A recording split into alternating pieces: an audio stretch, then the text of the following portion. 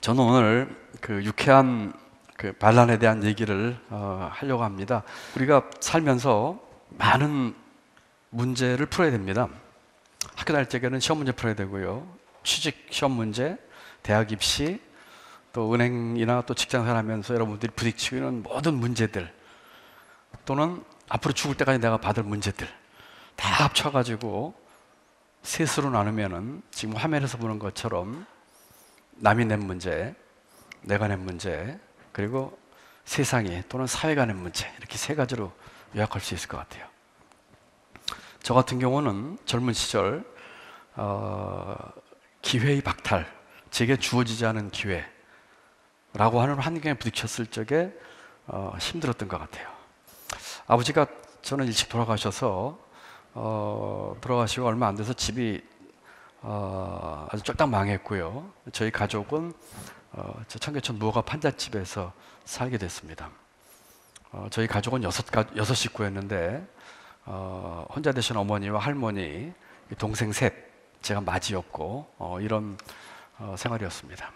학교 수업 끝나고는 집에 가서 오늘 밥을 먹을 수 있을지 걱정을 하던 시절이었고, 아버지가 돌아가시고 어머니가 혼자 되셨을 적에 어머니 나이는 32살에 불과했습니다. 아마 여기 계신 분들보다 어떤 분도 어린 나이셨을지도 모르겠어요. 그러다 보니까 제게 주어진 남이 낸 문제, 환경은 아주 좁은 선택의 기회밖에는 주지 않았던 것이었습니다. 나를 둘러싸고 있는 그 환경, 어떠면 정말 암흑기 같았던 그 청춘기 시절 얘기를 하는 것인데, 많은 사람들이 그 후에 어떻게 그렇게 살 수 있었냐고 얘기할 적에 저는 두 가지로 그 설명을 드립니다. 그 이유를. 첫 번째는 눈먼 열정, 두 번째는 낙관적인 자세라고 생각을 합니다. 눈먼 열정은 출구 없이 캄캄한 터널에 갇혀 있는데, 출구가 있는지도 없는지도 모르는 그런 터널 속에서 그 출구를 찾기 위해서 내가 나 자신을 바치는 열정을 저는 눈먼 열정이라고 표현합니다. 두 번째는 낙관적인 자세입니다. 제가 어려운 환경에서 남보다 훨씬 혹독하게 어려운 문제에 부딪혀서 이 세상이 불공정하고 왜 출발선상이 다를까 하는 원망을 안 했던 것은 아니지만, 길게 봐서 내 인생을 긍정적이고 적극적으로 생각했던 그런 것이 유인이 아니냐 생각을 하고, 그런 일을 겪고 나서 오래지 않아서 저는 제게 주어졌던 남이 낸 그 아주 혹독하고 어려운 문제가 위장된 축복이었다고 생각을 하게 됐습니다. 여러분, 축복은 아름답거나 좋은 모습으로 찾아오지 않는 것 같아요. 꽤 많은 경우는 위장을 합니다. 어려움으로, 곤란함으로, 고통으로, 남이 낸 아주 힘든 문제로 위장을 하고 나타나는지 모르겠어요. 여러분들이 어떤 방법으로든 저처럼 눈먼 열정이 됐던 그 문제를 풀고 그 벽을 깼을 적에 보석처럼 빛나는 축복이 있습니다. 그것을 깰 수 있는지 없는지는 각자에게 달린 문제죠. 그래서 제 첫 번째 남이 낸 문제의 결론은 환경에 대한 반란입니다. 여러분들은 어떤 환경에 처해 있을까요? 예외 없이 다 갖고 있는 어려움과 애로사항이 있을 겁니다. 개인적으로나 조직에서나 은행에서 근무하거나 가족이나 인간관계나 경제적으로나 또 뭐 여러 가지 면에서 어려움이 없는 사람은 없거든요. 어떻게 그 환경을 여러분들이 깨느냐 하는 것이죠. 유쾌한 반란은, 첫 번째 반란은 나를 둘러싸고 있는 환경을 뒤집고 깨는 것입니다. 두 번째 얘기를 해볼까요? 내가 낸 문제입니다. 우리는 살면서 가끔 사람마다 다르지만 내가 내 스스로에게 문제를 내죠. 거기에 대한 얘기입니다. 제가 저 스스로에게 던지는 질문이 여러 개가 있었는데 그 중에 두 개에 대해서 답을 할 수가 없었어요. 답을 찾을 수가 없었어요. 첫 번째 질문입니다. 여러분, 저 사진은 제가 공부했던 미국의 학교고요. 유학 가던 첫 해 찍은 사진입니다. 왜 공부하는지, 내가 왜 공부하는 거지? 저 질문에 제가 답을 찾을 수가 없었어요. 여러분들 혹시 이런 질문 혹시 가져본 적이 있으신지 모르겠어요. 가장 간단한 답은 박사학위 따려고였어요. 근데 그때 제게 왔던 그 엄청난 회의는 박사 따기 위해서라는 것이 답이 될 수가 없었어요. 아무리 생각해도 답을 모르겠어요. 이것은 제게는 참 힘든 일이었습니다. 왜냐하면 그때까지 2학기 동안에 제 학교 생활이 너무나 성공적이었거든요. 남보다 과목도 많이 들었고 성적도 좋았고, 또 아까 제가 장학금을 2개 받았다고 했는데 학교 가서 또 학교에서 장학금을 또 받을 기회가 있어서 아주 제가 다른 유학생들처럼 뭐 TA나 RA를 하지 않아도 충분히 제가 이렇게 공부할 수 있는 여건이었거든요. 그래서 이때가 제가 30대 초반입니다. 사무관 7년 차였으니까요. 30대 초반, 아마 여러분 중에 그 나이 때 계신 분도 있는지 모르겠어요. 그래서 제가 그동안 살아온 인생을 다시 한번 쭉 되돌아봤습니다.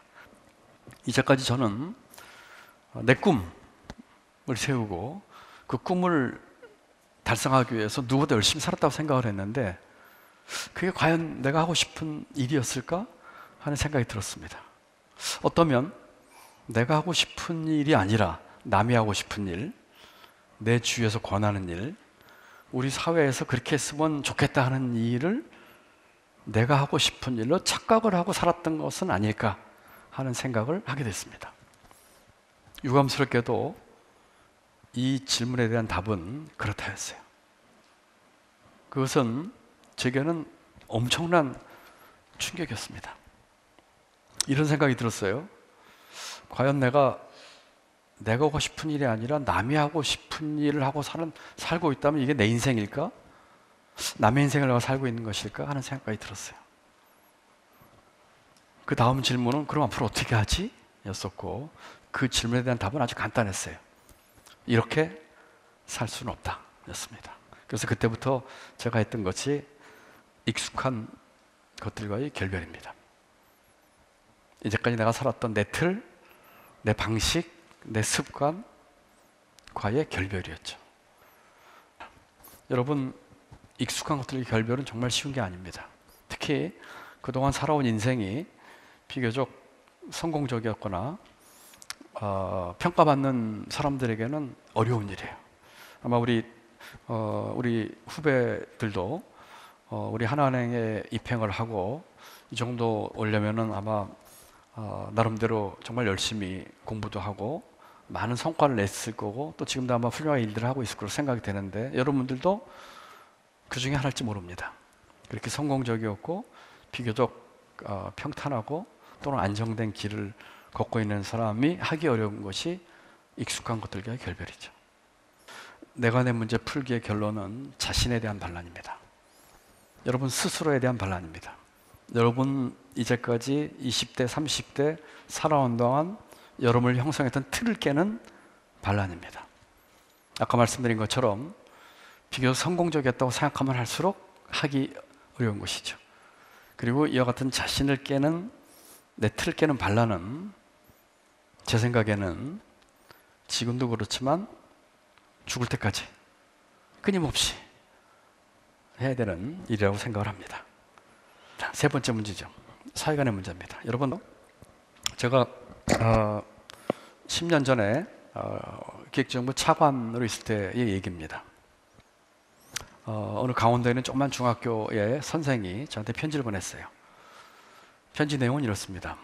우리 학교는 전교생이 21명밖에 안 되는 아주 작은 학교인데 학생들 가정 형편이 너무 어려워서 아무리 우리 학생들에게 희망과 꿈을 얘기해줘도 학생들에게 먹히지가 않습니다. 근데 언론을 보니까 우리 차관께서 어려운 환경을 딛고 자수성가를 했다고 하는데 한번 와서 우리 학생들 좀 만나주셨으면 좋겠습니다 하는 내용의 편지였어요. 그래서 제가 이 학교를 갔습니다. 가는 길에 이 학생들에게 무슨 얘기를 해줄까 하고 생각하다가 중학생들이니까 어려운 얘기하지 말고 쉬운 얘기를 해줘야 해서 이 학생 나이대에 제 얘기를 했습니다. 아까 얘기 들으셨죠? 그 청계천 무화과 판잣집, 끼니 걱정하던 시절, 철거돼서 살았던 천막집, 이런 것들이죠. 학생들 한 반 정도가 얘기하는 중에 울더라고요. 그리고 이 학교에 교사가 8분이 계셨는데 8명은 다 우시더라고요. 학생들에게 제가 꿈을 가져라, 희망을 가져라, 열심히 노력해라, 뭐 이런 얘기를 했습니다. 1시간 반 정도 만나고 나오는데 마음이 뿌듯했지만 또 한편으로는 마음이 무거웠어요. 과연 이 학생들이 자기 꿈을 세우고 열심히 살면은 자기 꿈을 이룰 수 있을까에 대해서 자신 있게 그럴 거라고 제가 답을 못 하겠더라고요. 과거에 이런 계층 이동의 사다리가 그나마 있어서 열심히 공부하면 좋은 직장도 가고 성공도 하고 뭐 시쳇말로 출세도 하고 그랬는데 과연 지금은 어떨까? 오히려 그 과거의 계층 이동의 사다리 역할을 했던 교육이 거꾸로 부와 사회적 지위를 대물림하는 수단이 되고 있고 그런 것은 아닐까? 제가 대학 총장을 하면서 보니까 학생들의 또는 부모의 그 소득과 직업과 이런 등등이 학생의 대학 입학, 소위 명문대 입학이라든지 대학 입학, 평생 소득, 직업 선택에 있어서과 굉장히 깊은 상관관계를 갖고 있다고 하는 것을 많이 봤어요. 아마 여러분 대충 짐작을 하실 겁니다. 과연 이 학생들은 이 계층이동의 사대를 탈 수 있을 것인가에 대해서 회의를 갖게 됐죠. 제가 느꼈던 사회 문제의 큰 이슈 중에 하나입니다. 물론 이전에도 제가 이 문제에 대해서 깊이 생각을 많이 했고 제 백그라운드가 그러니까요. 했기 때문이죠. 이런 문제는 어떻게 풀까에 대해서 많은 고민을 했고 제가 예산실장을 하면서 예산실장은 대한민국 정부 재정을 책임지고 있는 자리입니다. 예산실장을 하면서 수천억 예산을 교육희망 사다리라고 하는 예산 패키지를 만들어서 어떻게 하면 이 교육 격차 문제를 해소하고 계층이동 문제를 풀 수 있을까에 대해서 예산을 배정한 적도 있었고요. 세 번째 제 결론은 사회에 대한 반란입니다. 아까 말씀드린 것처럼 거창하게 뭐 대한민국 사회까지 생각하지 않으시더라도 몸담고 있는 직장, 하나은행 또는 자기가 소속되어 있는 어느 부서 또는 내가 몸담고 있는 커뮤니티, 어떤 동아리 뭐든지 좋지요. 그런데 주변에서부터 생기는 우리 사회의 많은 문제들에 대해서 우리 사회를 건전하게 발전시키기 위해서 우리 사회를 뒤집는 그런 반란인 것이죠. 여러분들은 다 우리 사회에 젊지만 그 나름대로 역할을 할 수 있는 좋은 위치와 조건을 갖춘 분들이고 또 앞으로 많은 발전 가능성이 있을 거예요.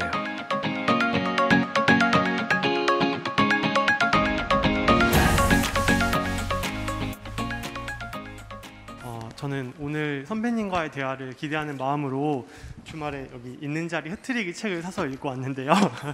오늘 강연이나 책의 내용이나 제가 되게 인상 깊었던 점이 되게 안정적일 수 있는 선배님의 자리에서 끊임없이 알을 깨는 듯한 투쟁을 이렇게 보여와 주신 것 같아요.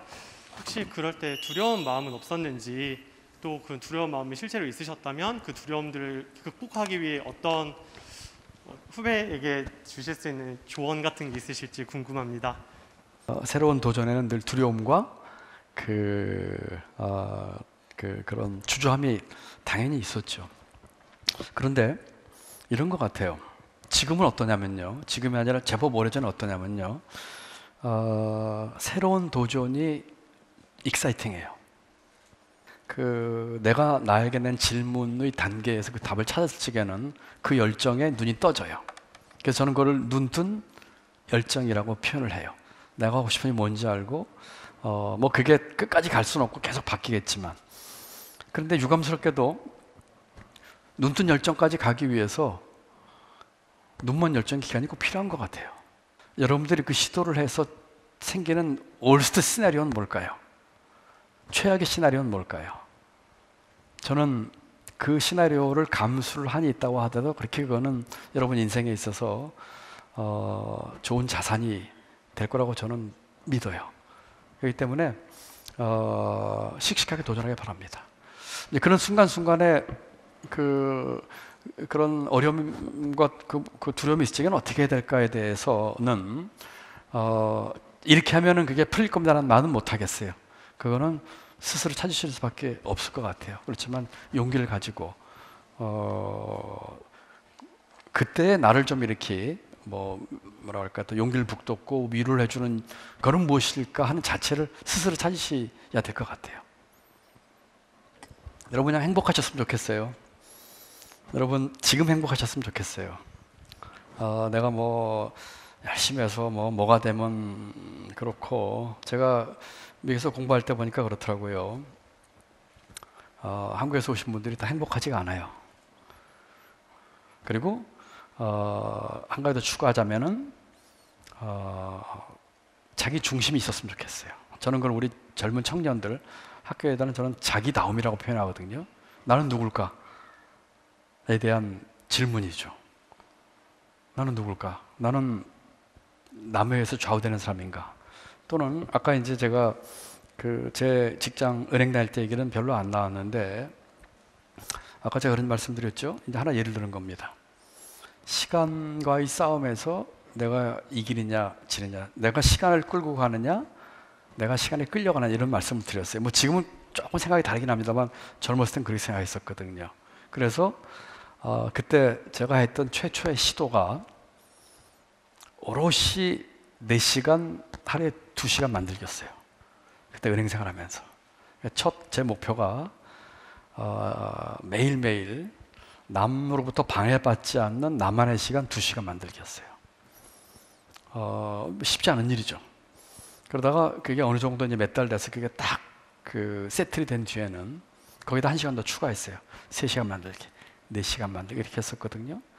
뭐 저처럼 하실 필요는 전혀 없지만 자기다움, 자기 중심, 그렇게 하기 위한 방법으로 나만의 시간도 일 수도 있고 뭐 여러 가지 있을 수 있죠. 여러분 지금 행복하셨으면 좋겠고, 그런 속에서 자기다움, 나는 누구인가, 내 마음의 중심, 그런 거를 찾는 분들이 됐으면 좋겠어요. 감사합니다.